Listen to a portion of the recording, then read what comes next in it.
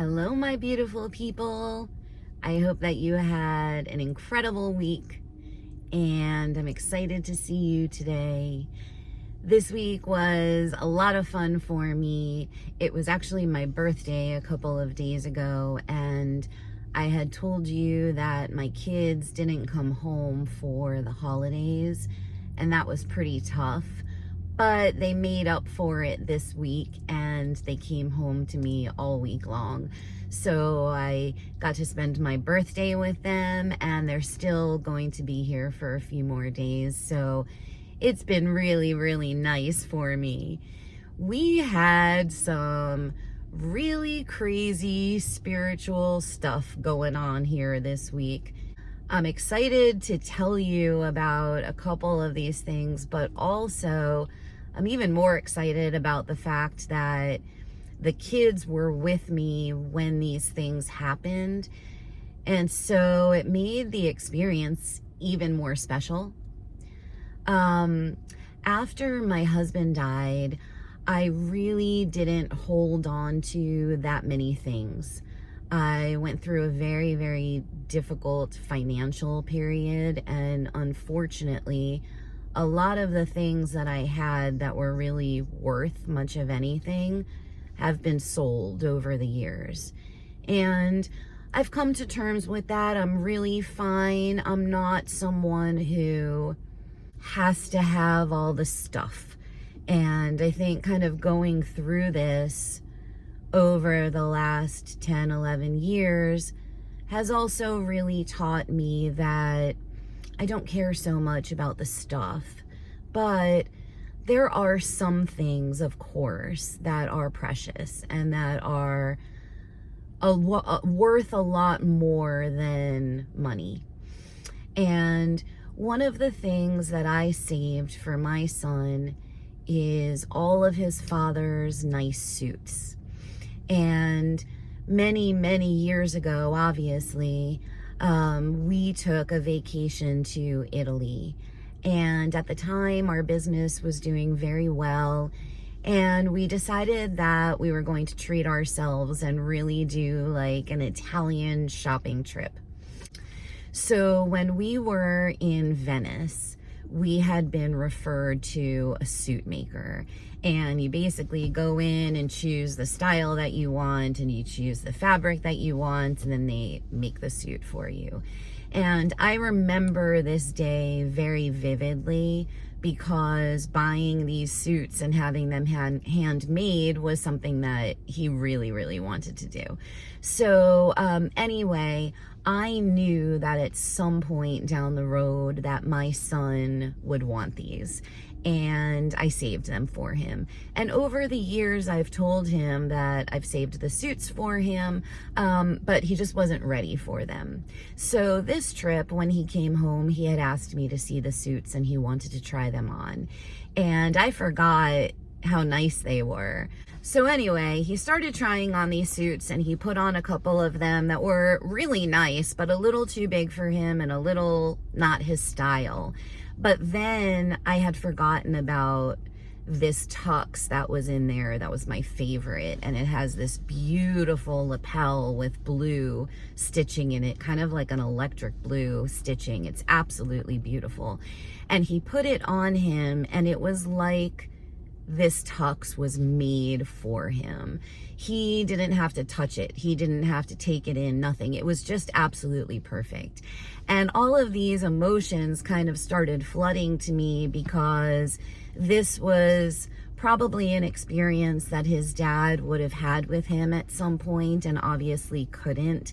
And because it was a really nice experience, it actually brought me a lot of happiness to tell him this story. So as he was dressed in this tuxedo, I kind of took my hand and put it on the lapel and just kind of, put some love into him. And the next thing that I knew when my hand was on him was I had this woof energy that literally went right through me. And when it went through me, I got so emotional. And I started to cry. I started to tear up and really get very emotional. And my son looked at me like, really? I can't believe that this is getting you so emotional. And when I stopped and I kind of came back to myself, I said to him, no, you have no idea. That's not what just happened. I said, Daddy literally just came through me and put his hand on you and used me as a vessel to do that.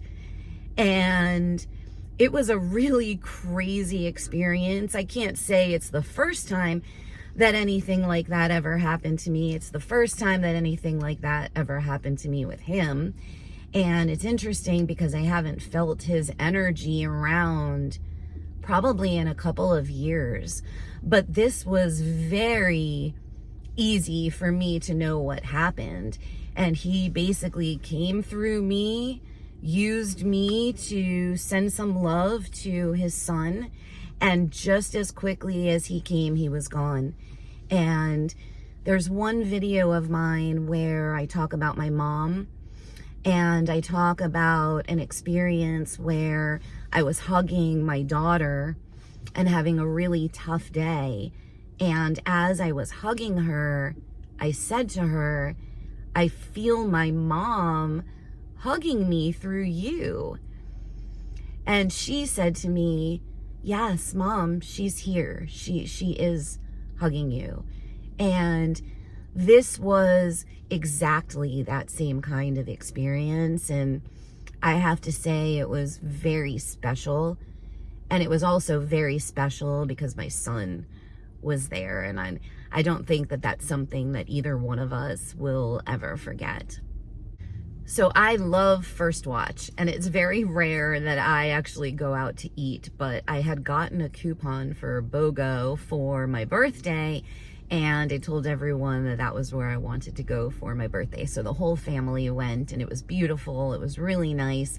And we're sitting and we're eating, and we look up at the edge of the table, and there's a man standing at the edge of the table who I swear to you looks like Santa Claus, dressed in real clothes. And we all looked up, and he handed something to my daughter and said, "Merry late Christmas." And she looked, and he had handed her two $25 gift cards to First Watch. And she said, "No, really?" And he said, "Yes, please take it. This is my gift to you. Merry late Christmas." And we started to look up as the man left the table. My daughter joked around and said, "Well, thank you, Santa." And all of a sudden, this guy was gone. Like, as quickly as he showed up at the table, he was gone. He was not walking around doing this to other tables. He showed up at our table, gave us these gift cards, and then poof, he was gone. So my daughter said, "Thank you very much, Santa." And she looks at the cards, and on the back of both gift cards, it says, "Love, Santa." And it was just a really great, beautiful thing.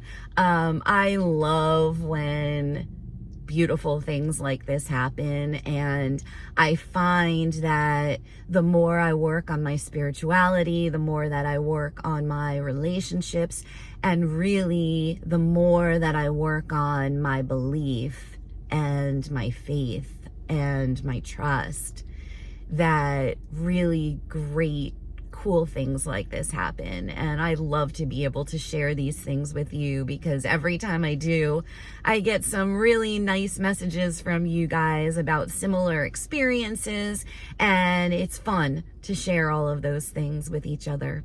There's a couple of spiritual people that I listen to. One of them in particular is a tarot reader, and I really had never been into tarot before, but when I started this channel, I think I've talked about this before, and I know you guys probably understand, but once I started this channel, the YouTube algorithm, starts throwing things into your box and into your homepage. And the longer that I'm on YouTube, the more I see that the videos that are starting to pop up are much more in line with what I'm looking for.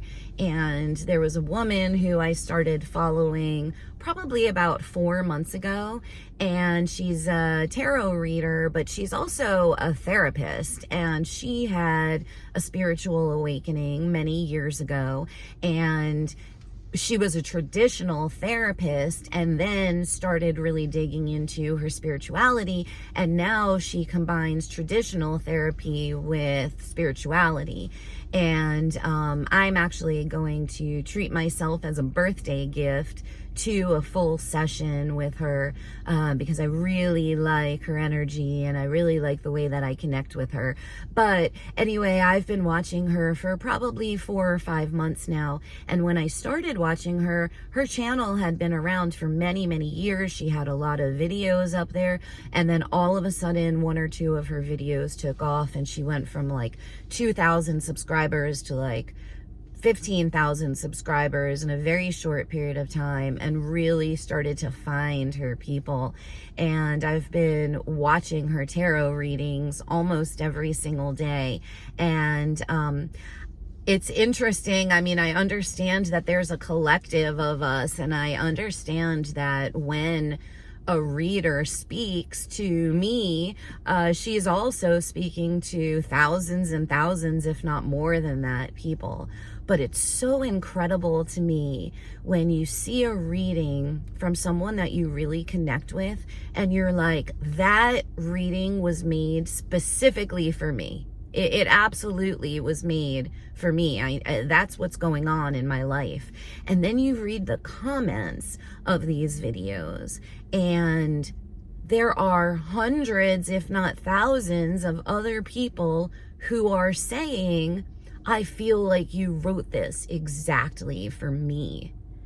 And seeing the things that I have seen over the last few years, and watching videos and seeing comments like that, it really makes me believe in my soul that we are all connected and we are all one.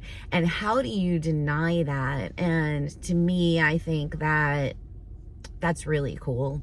Another update for you is I did my 4th week of a sound bath this past Wednesday night. And the last time that I spoke about the sound bath, each of the experiences that I had was very different from the other one, even though it was the same person, the same time, the same day.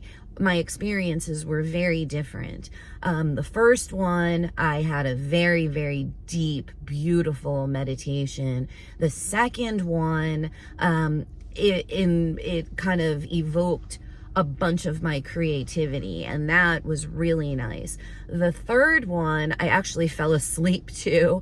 I probably was about halfway through it, and I had a very long day at work, and the next thing I knew, I woke up in the middle of the night, and I guess I fell asleep listening to it.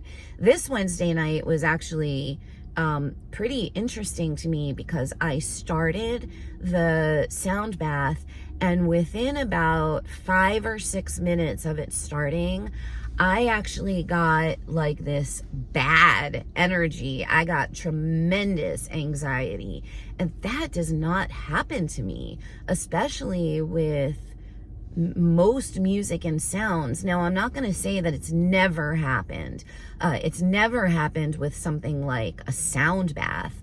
There are specific songs or specific kinds of music that I prefer not to listen to because they affect me in a bad way.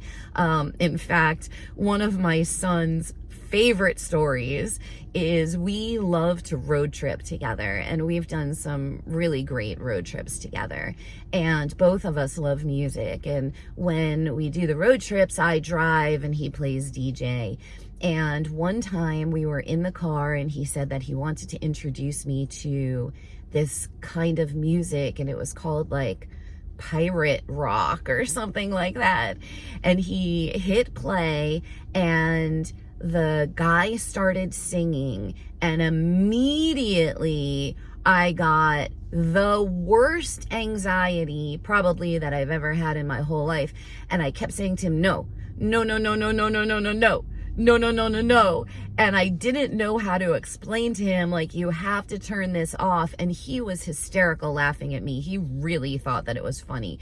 And it affected me so deeply. We talk about it to this day. So there are certain kinds of music that I don't like to listen to because I know that they don't affect me in a good way. However, I've never had an experience like that when it comes to a sound bath or healing music or, you know, the crystal bowls or anything like that.